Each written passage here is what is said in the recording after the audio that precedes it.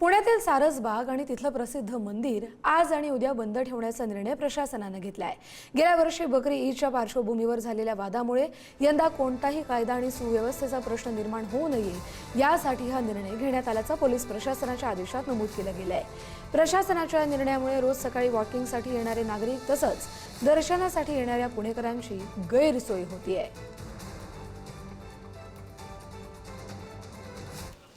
पुण्यातल्या सारसबाग आज आणि उद्या बंद ठेवण्याचा निर्णय पुणे पोलिसांनी घेतलेला आहे। महापालिकेने सुद्धा तसे आदेश काढलेले आहेत। खरं तर आज बकरी ईद आहे आणि गेल्या वर्षी बकरी ईदमुळे काही वाद निर्माण झाला आणि त्यानंतर अतिशय हास्यास्पद असा आदेश काढून जे आहे ते पुणे पोलिसांनी या ठिकाणी आज आणि उद्या गार्डन बंद असल्याचं सांगितलेलं आहे। ही जी नोटीस आहे ती पुणे पोलिसांनी लावलेली आहे आणि कायदा सुव्यवस्थेचा प्रश्न निर्माण होतोय, त्यामुळे 28 मे आणि 29 मे 2 दिवस असं हे सारसबाग जे आहे ते बंद असणार असल्याचं जाहीर केलेलं आहे। त्यानुसार आज सकाळपासून याची अंमलबजावणी सुद्धा होते।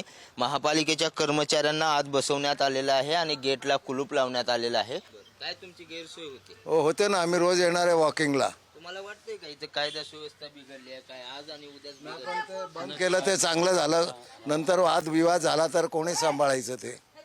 सूचना दिली पाहिजे होती। पूर्ण सूचना दिली हो। रोज व्यायामाला येतो आम्ही इथे। व्हॉट्सअप मेसेज केला पाहिजे होता।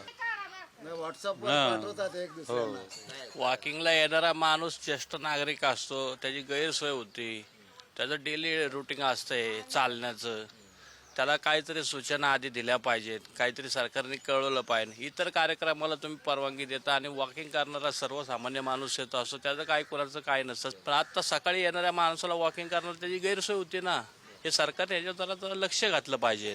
सूचना आधी द्यायला पाहिजे। एक दोन दिवस आधी सूचना दिली ना, मग लोकांना तरी माहीत पडतं की आपण जायचं नाही जायचं। अचानक माहिती हा, अचानकच माहिती आहे ना इथं आल्यावर। इथं आल्यावरच कळालं। फारसे लोकांना माहीतच नाही। आम्ही आज 20 वर्षापासून सारसबागेत राऊंड मारतोय। आज आम्हाला फारच म्हणजे एकदम अडचण वाटली आहे। मग बाहेर आता 1 तास राऊंड मारले आम्ही। व्हिडिओ जर्नलिस्ट निखिल करंदीकर सह बालाजी पोद्दार, पुढारी न्यूज, पुणे।